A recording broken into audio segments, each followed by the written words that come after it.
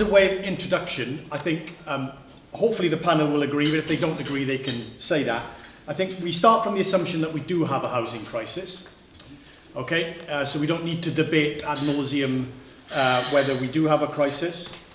And I think that's the crisis creates some problems for us.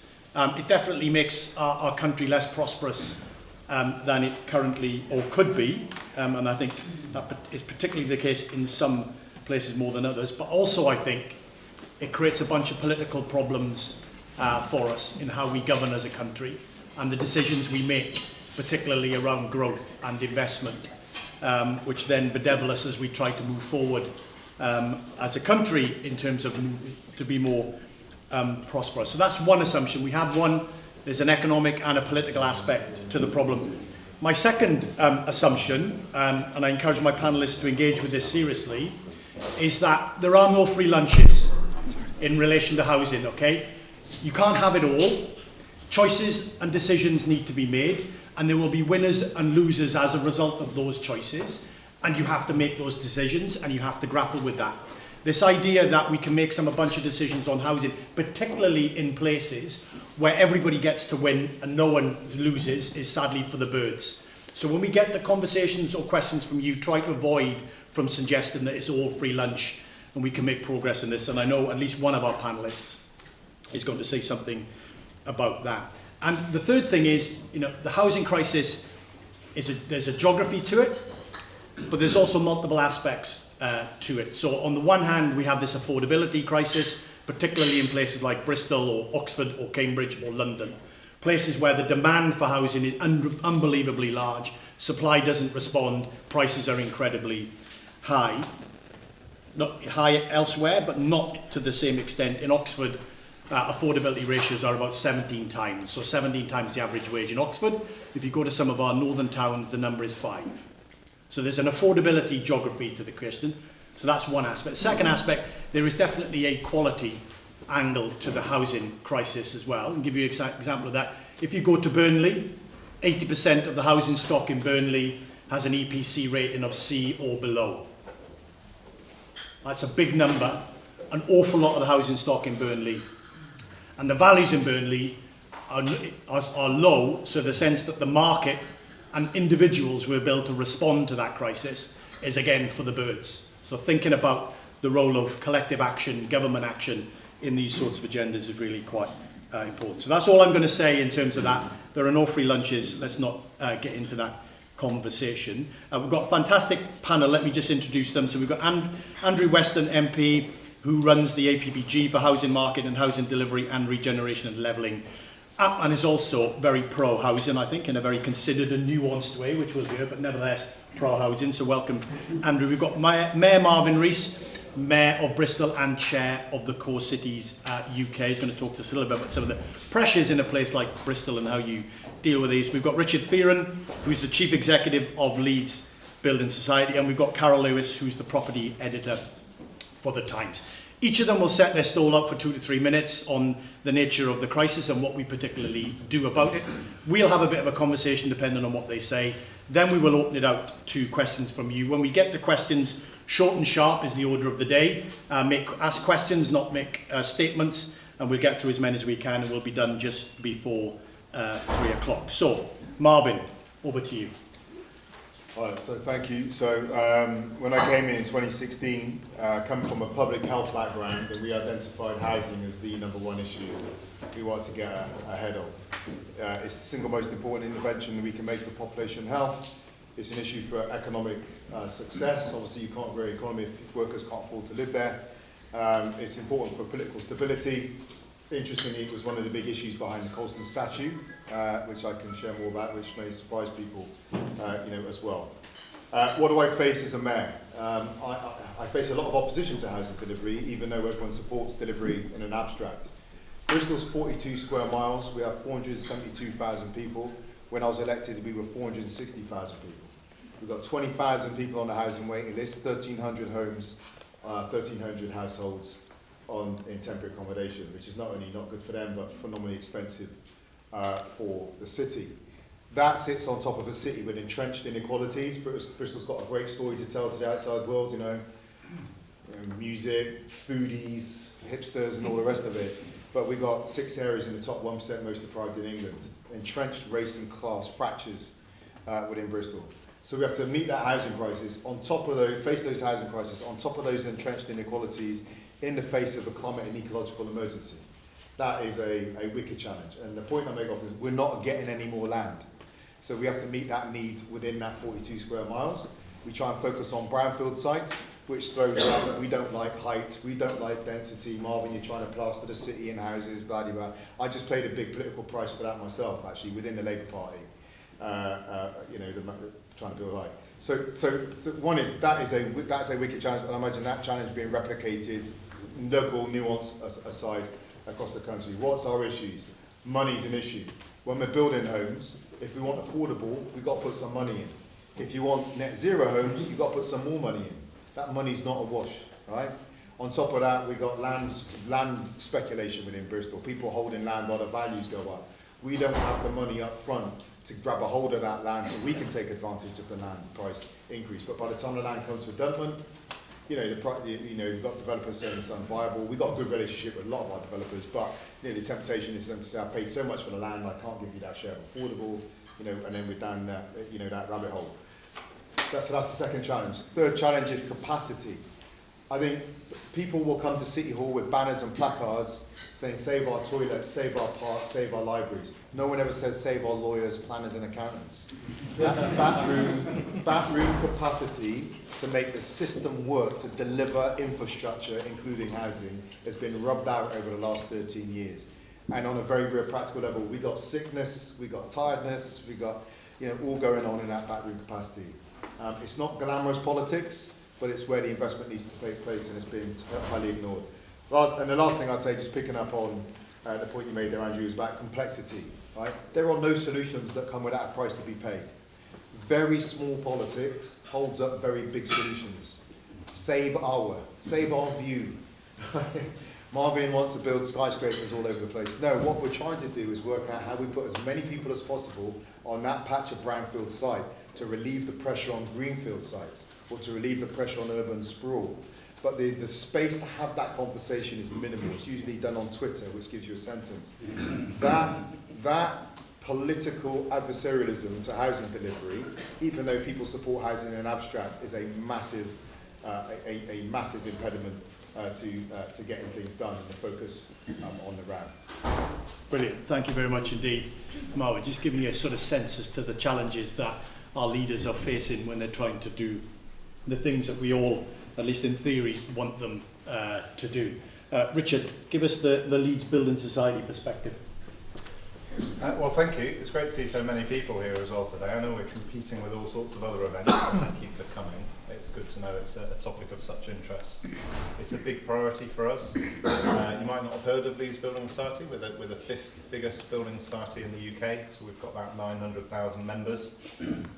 We lent about £5 billion last year, and 1 in 2 of those loans was to a first-time buyer. So that's part of the reason we were proud to sponsor this event together with Centre for Cities. We think it's just really important. And building societies are kind of this slightly strange blend of the modern and the old. We have to compete from a technology perspective. And I was on a panel last week, and I think I saw one of the panelists on my way in. He was telling me about how his mortgage took 6 months from application to offer. We can do a mortgage in 30 seconds from application to offer, and we were the fastest lender in the market. So we invest in tech, but we've never forgotten about where we came from. And a bit like Marvin was just explaining, we were founded in one of the very poorest areas of Leeds, a place called Holbeck, which is also in the top 1% most deprived areas even today, to help put people into homes. And that's our purpose today, putting home ownership within reach of more people, generation after generation. It's something we really care about. We will put our money where our mouth is.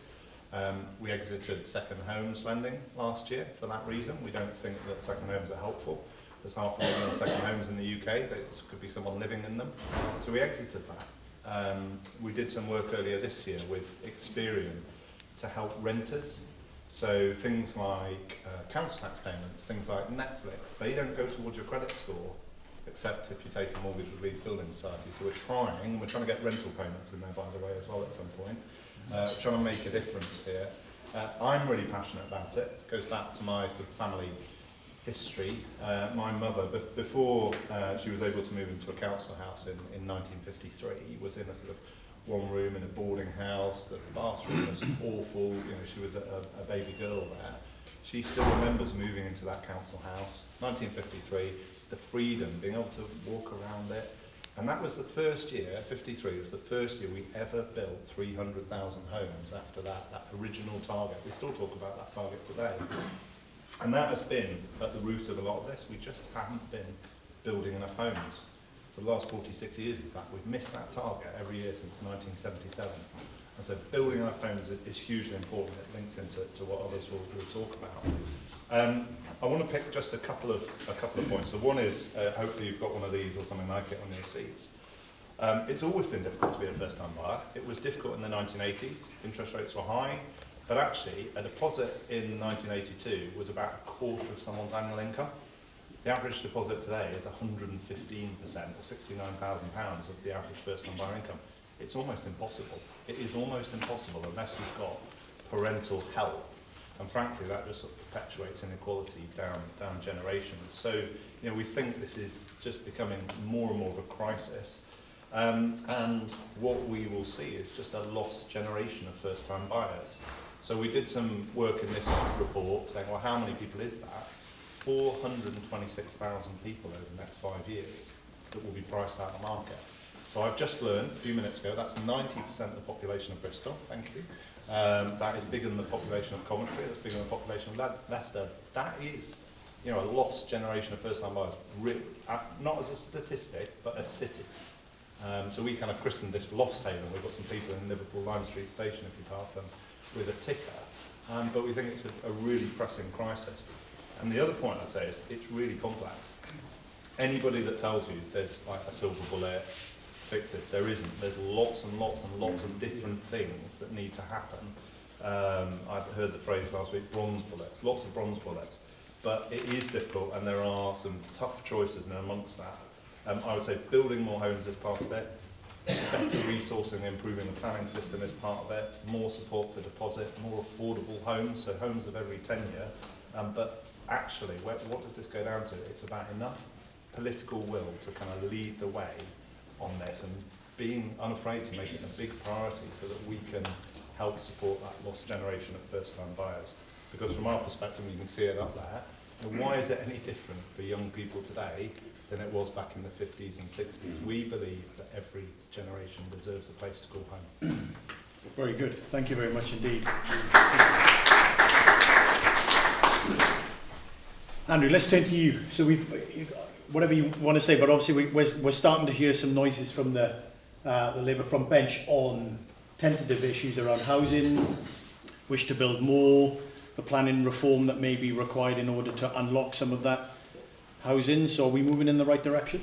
I think we are moving in the right direction. The fact of the matter is that in this country, in many different areas, we have an infrastructure crisis, not just a housing crisis. Any of you who queue to get in the lift downstairs know that we have problems with infrastructure more broadly than housing alone. But the fact of the matter is that successive governments of different colours have failed to build enough homes consistently for half a century now, at least. We have been not close in recent years, 160,000 homes, against a target now scrapped to 300,000 on the most recent figures available. And that is a crisis. And as Marvin says, that's a public health crisis, yes, but more fundamentally for me, it's an equality crisis. Because I often say, when people generously, as Andrew did, say that I do a lot on housing, that I am not by any stretch a housing person, I'm an equalities person, and there is no greater statement of the scale of entrenched inequality in this country now than our broken housing system.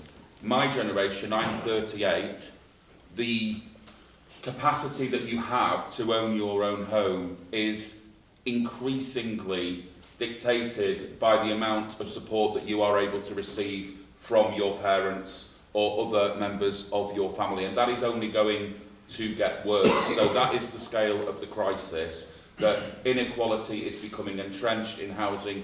In my view, more than in any other way. It is so stark, the scale of what we see. So what we then have in response from the government is an abdication, in my view, of their responsibilities to future generations, to building the homes we need. We've seen them scrap the 300,000 homes a year target. I'm delighted that Labour are saying that they will put that back in place and use it as a baseline for what we want to achieve in the next Labour government. That is absolutely right to do, but also not just to make that bold statement, but to start talking seriously, and there's more work to do on this, about the ways in which we deliver that. Because whatever the symptoms of this housing crisis, and they are many, be it the ability of first-time buyers to get on the housing ladder, be it the spiralling costs in the private rented sector, be it the behaviour of some landlords in that sector and the condition of property that people have to deal with,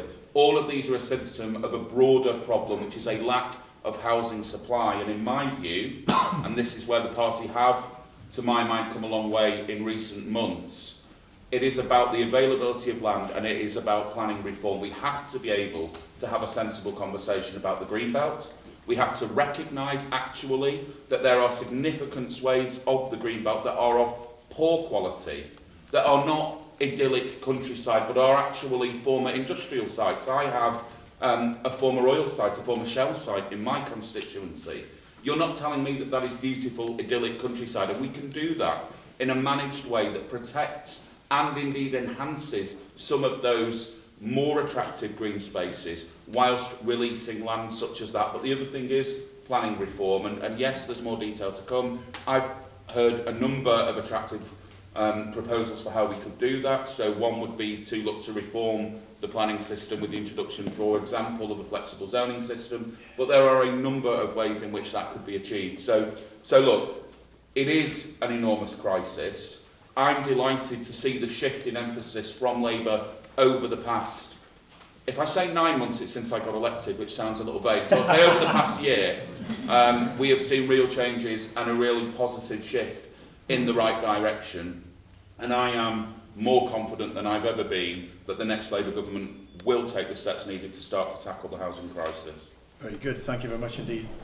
Andrew, come back to you on many of those issues very shortly. Carol. Oh, hard act to follow. I was going to give you a bit of context in that I bought my first flat, and in fact my only flat, in 1995, aged 29, so that dates me. It was at the time 2 or 3 times my salary. Today, that same flat is worth 10 times more and would cost 10 times my salary now as a 50-something. My daughter, who's in her 20s, cannot afford to live there. And we're not talking a fancy part of southwest London either. We're talking Stockwell, Brixton. Renting's not much better. You'd have to pay £3,500 a month to rent that flat, and you'd have fierce competition. People putting in CVs, queuing up, doing anything they can to get it. Wages have failed to keep pace with house prices. Or it's only the very rich can really live in cities now, and much of south of England actually. So what's the solution? As we've heard, yes, build more houses, reform planning, but and put the targets back, because what doesn't get measured doesn't happen. But we've got to be clear, we need to build the right properties in the right places for the right prices, and that's where we seem to be struggling. Quite often we get planning permissions, but then by time the builder comes to build on the field, the original developer has long gone, the circumstances have changed, it has to go back through planning, and that's where it gets stuck and it never actually comes to fruition. We need to build communities. I've been to a lot of developments where there's a lot of houses. There's not actually a community, there's not a school, there's not a doctor, there's not a hub. Builders just had to cram as many houses on as they can to make it viable, because they have, we put our building in the hands of sort of 10 big builders, basically build most of our homes. They have to make a profit. They answer to shareholders. They don't answer to first-time buyers, they answer to shareholders. That's a problem. We haven't got enough builders either, and now we're shutting the modular factories because that's not worked. So we need to have more consistency, more certainty in the planning system. We also need to make it easier for small builders to build small developments. We need to try and find a way to make those viable. And we need to make it easier to build your own house. I've heard so many horror stories of people just being rejected for no good reason whatsoever by planning authorities. What else do we need? There's lots of non-planning things we need to do. We've got people stuck in homes with unsafe cladding still. We've got an outdated leasehold system that needs sorting. We need incentives for downsizers if we're going to get them to move out of family homes, even if that incentive is just a suitable home to move into. We need help, as we heard earlier, for first-time buyers to save up deposits. We need to take net zero seriously. We need to look at the poor quality of housing and the fact that private landlords feel they're being chased out of the market. So there's absolutely more problems than there are solutions, and a lot more questions and answers there. But hopefully we can get stuck into some of it. Brilliant. Okay. Excellent. Thank you very much, Carl. So I want to start, Marvin, come back to you. How do we address the political challenges and problems that you talked about? I mean, in a Bristol context, but in a more general context. There is a political problem around permitting development or allowing development to happen. How can we address that issue? Maybe Andrew come in on that. And then, Richard, so you start us with what's the non-political? Is there a money supply? We talked about this before. Is there some money supply options or solutions out there, but the way we make credit available that can actually unlock some more housing? Bring Carol in on that issue. And then we'll come to you all, so have a think about the question that you want to put to the panel. But Marvin, start with this, the political reality, which is lots of places and lots of people don't want more housing development. Yeah. That is The danger in a short answer is you get back later and wish you'd said something else. But I'll tell you a story. So there's an area, we're a harbour. At the end of the harbour is an area called Cumberland Basin. There's a swing bridge. When I came in, a lot of our city's infrastructure is at end of life. I was presented with that we're going to have to spend £40 million on this swing bridge just to fix the contraption. £40 million to keep it as it is. It's a spaghetti junction built in the 1960s that includes bridges over the harbour. It's not a nice place. So why don't we take that 40 million and repurpose it? Move the road, we can fit 2,000 homes down there. And take the point, building communities, building destinations and all the rest. We could put the flood defence in at the same time. I thought people would say it's fantastic. No. I end up in a church in Hot Wells. I had about 350 people from the local community. Right?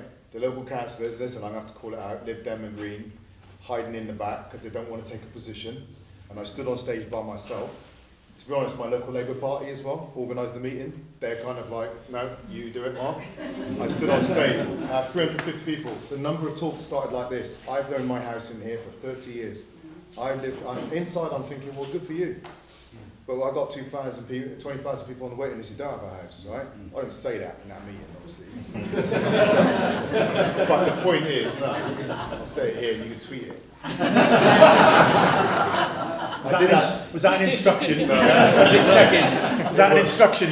I think it was. We'll get back tweet on. I'm sure we'll get back You've had it, yeah. We'll get back to my troll. But anyway, so I stood there and I made the case, right? I'm not saying I won anyone over, but what I was saying is something that we talked about, Andrew. I laid out my boilerplate, like I shared with you today. It's 42 square miles. Right? If you want to oppose housing, that's fine, but own that. Stand up and sound prepared to oppose housing delivery. Don't just walk off into the distance, not dealing with the consequences of the position you take. Now, the point I make there is political leadership is really important. Mm-hmm. Now, because I'm a directly elected mayor, I have a degree of political immunity for the 4 years I'm in power. Right? That gives me the space to face down those kind of rooms, knowing that a few years more coming where we got the space to make the case and people can, you've got the space to make your argument. My party might have got rid of me, I don't know, if in the meantime, if I proved to be more popular. So the clarity of that political leadership is important. And that also comes in the need for space to have a long-term plan. Again, short-term competitive funding rounds for local government, feeding in uncertainty and lack of predictability, means that it's very difficult for us to say, all right, this is the pain, or this is the negative you don't want, but here's the prize in 10, 15, 20 years. And I guarantee we're going on that journey, because here's the financial vehicle that's going with us on that journey. The longer the term, you know, the further into the future we can kind of illustrate the prize, the stronger a position we are in to point to the short-term cost. Because actually there are people who want us to take that, incur that cost to release that benefit, right? Particularly young people in Bristol who do ask us, interestingly, to take long-term decisions. The two other things I would say that come from that. One is accountability. Too often, this is not you, I'm sure you do it, but the journalism in the city focuses on the row. It doesn't focus on the ins and outs of the argument. There's a disagreement, but it doesn't say, okay, well, let me test the logic of your position. So the Green Party in Bristol, they want us to tackle the housing crisis, but they opposed Western Harbour, or at least they didn't support it. They opposed Baltic Wharf, Brownfield site. They opposed the zoo car park development. So like, you support housing in an abstract, but nothing in practice. Right? No one is saying, come on, you've put bigger numbers than Marvin on housing delivery, where are you going to build them? Height is another controversy. I'm talking about density. You may not like tall buildings, but I was in a full council meeting. I had 3 public statements, and this is true, just 3 statements, right? The first person said, do not build on greenfield sites. Stop sprawling. The second person said, solve the housing crisis. The third person said, don't build up. And I said, you're all shouting at me, you need to talk to each other. But there's no forum that makes people talk to each other. The third thing I'll talk about is accountability. And I'll be frank, some of the housing campaign groups, I don't know, a self-styled union, they call themselves, I won't name them, but they come and they shout at the council, but they don't turn up in hot wells, right? When people are opposing that, they never turn up to those debates. So actually, the housing campaign groups also need to target their firepower to where the debate is being had, not just take the easy target at shouting at councillors. Very good. Thank you very much, Marvin.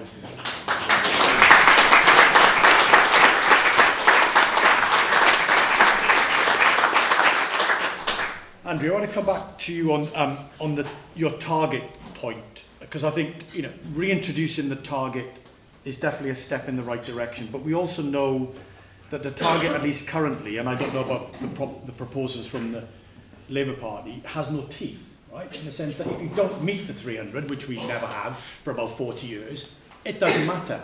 So you can have whatever target you want, right? Anybody can stand up, we're going to bid 500,000, 600,000, I'll bid you up. But when it doesn't happen, there's no consequences as a result of that. So just give me a sense as to, it's not just the target, right? It's the teeth that go into the target that make it meaningful. What would you like to see happen?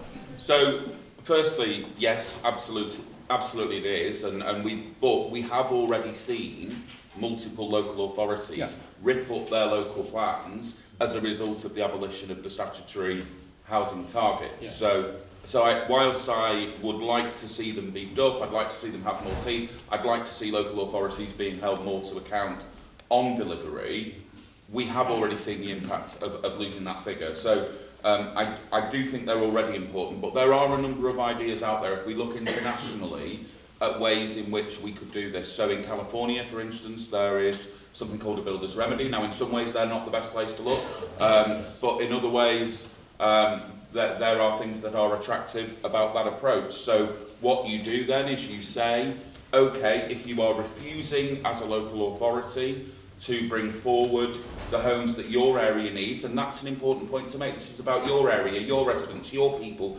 your communities. You know, Marvin's talking about hearing always from the people that are against house building. I think there should be a statutory responsibility on local authorities to consult with every single person waiting for a home in their local authority area, because they are absolutely as affected by a planning application as the people who live across the road and are concerned about their view. The other thing that I would do is ban the phrase, I'm not against housing, but that's probably slightly harder to legislate for.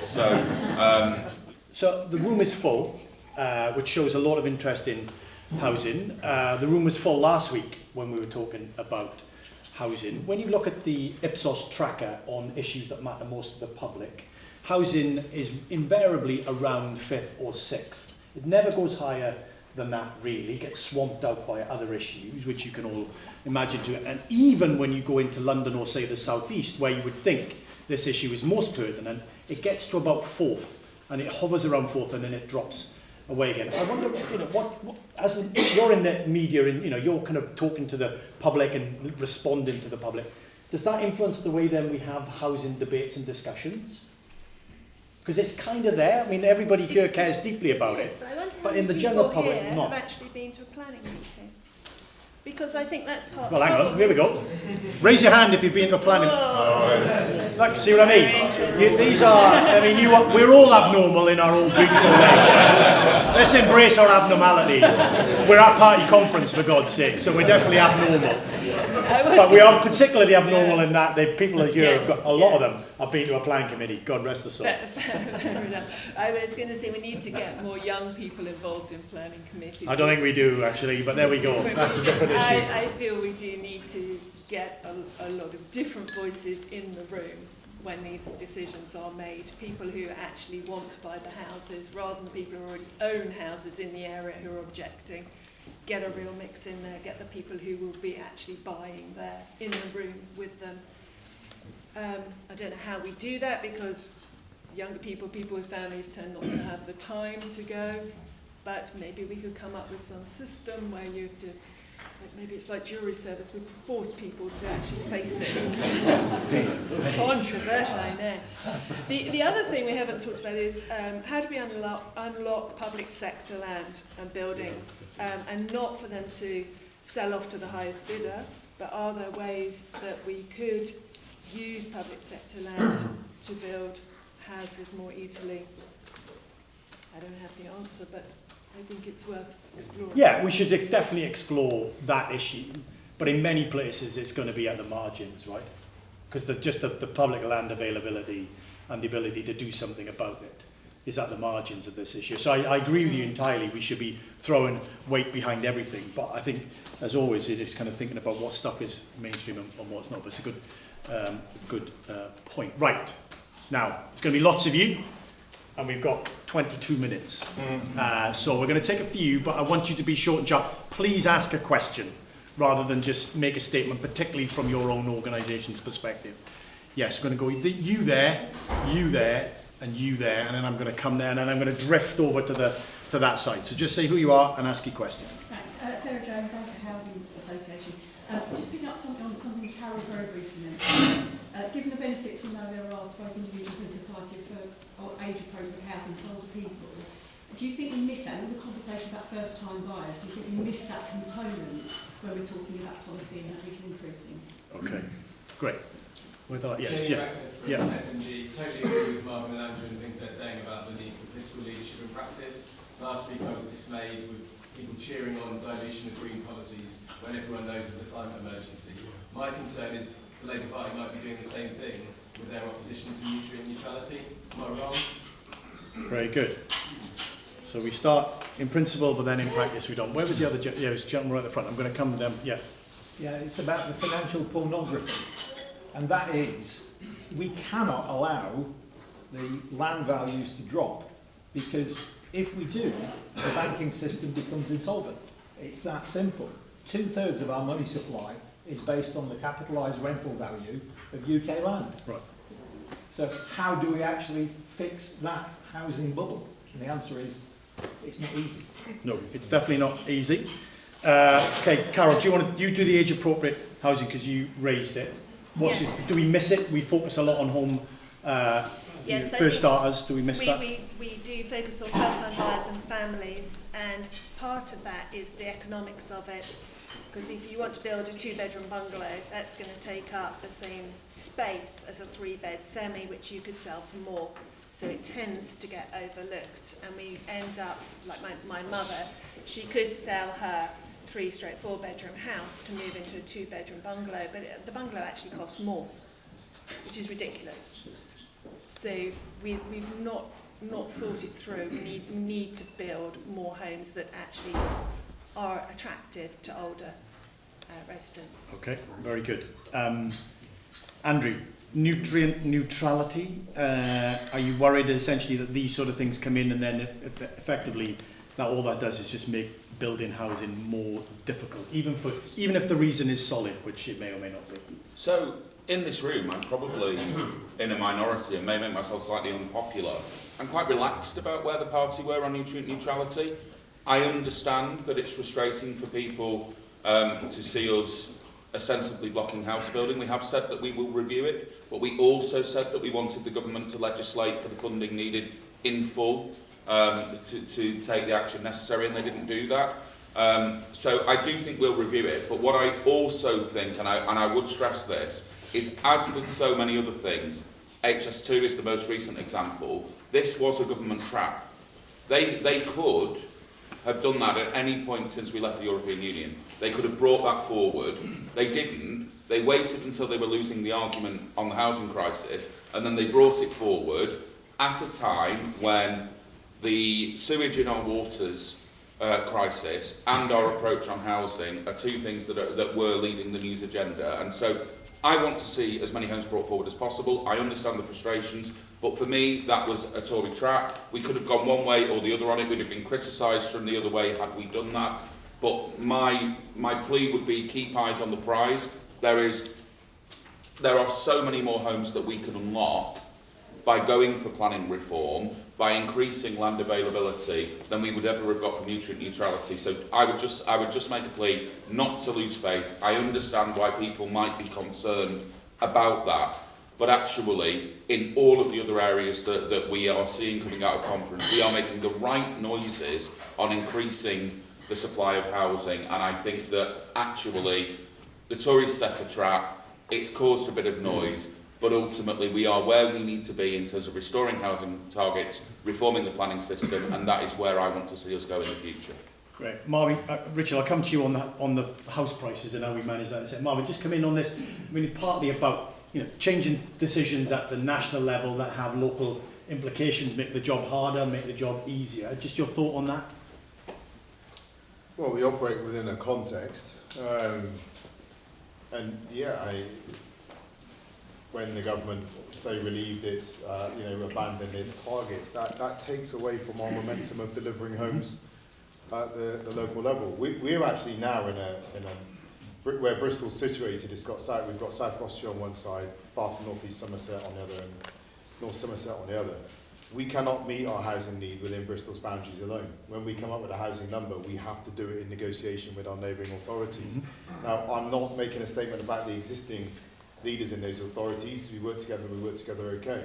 But what I would say is there is a different kind of political pressure on them around housing numbers. In Bristol, we want to maximise our delivery. In the neighbouring authorities, rural areas, some villages, they don't. Yeah.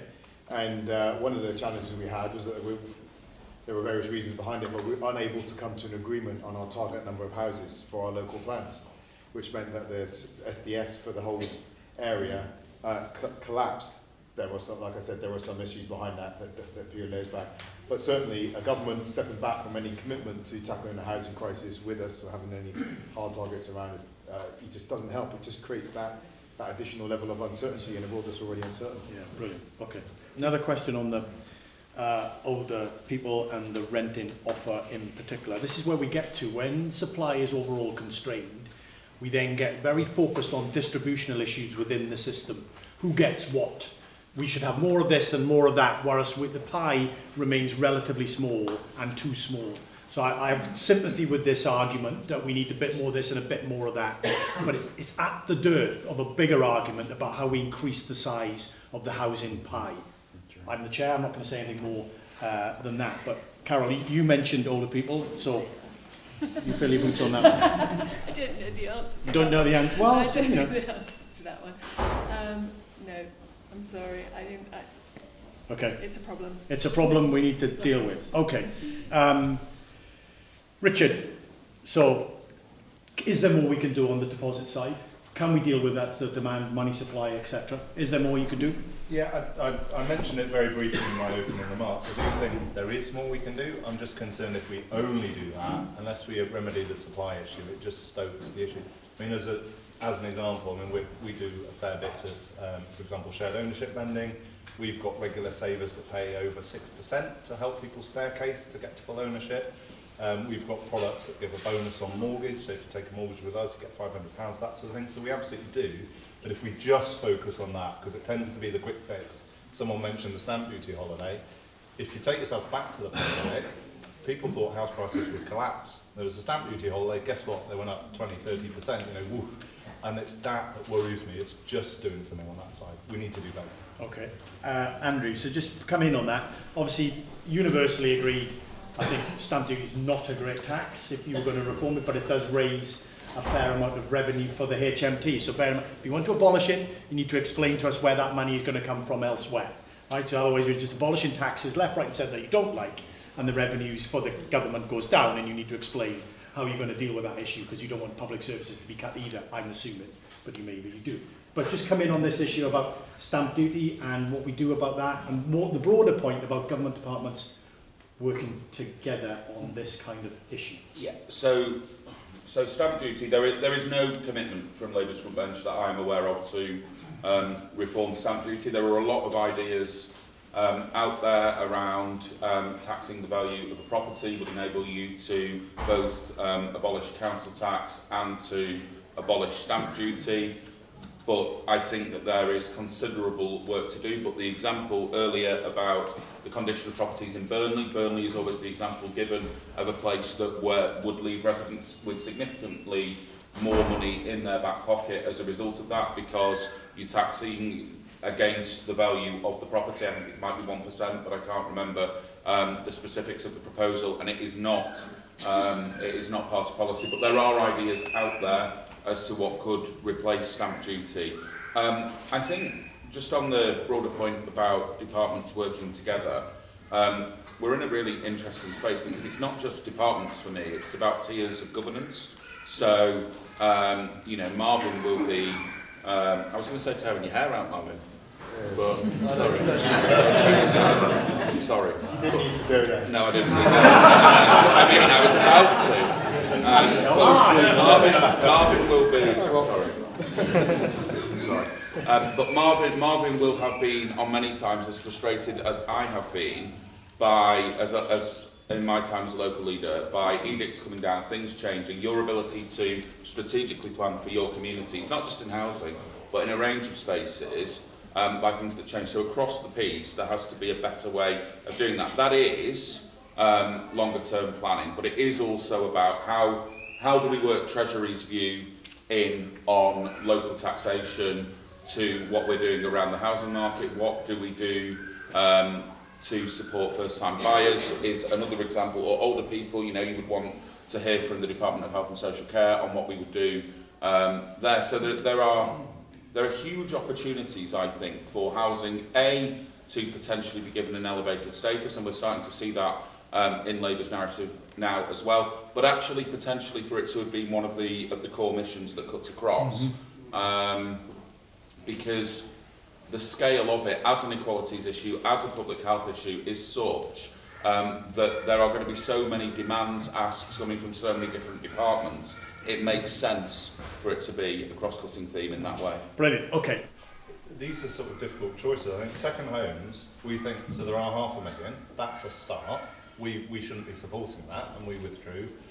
No one else has followed us as yet, so by all means encourage your financial institutions to do so. We're thinking really hard about holiday lets as well. So there are purpose-built areas. So for example, my sister lives down in Cirencester, and there's some lakes there. You can't even live there all year round. So by all means, we can lend on those holiday lets. That's not pricing someone out. But you've got villages in the Lake District, where my family grew up, where actually the village is like a ghost town in the week, and we shouldn't be supporting that.